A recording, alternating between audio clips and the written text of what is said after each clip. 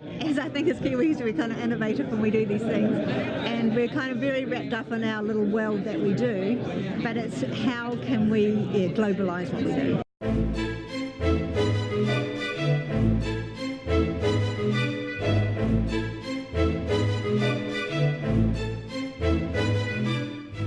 My name is Lee Wills, and our company is called Equus Education, and what we do is we specialise in training behaviour of young horses, and our problem is we want to make our little company big.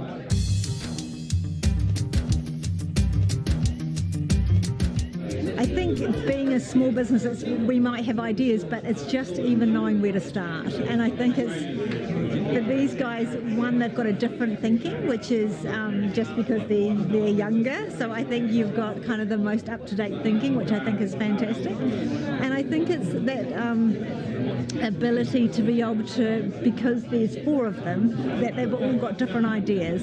And I think that that'll really come together really well. I think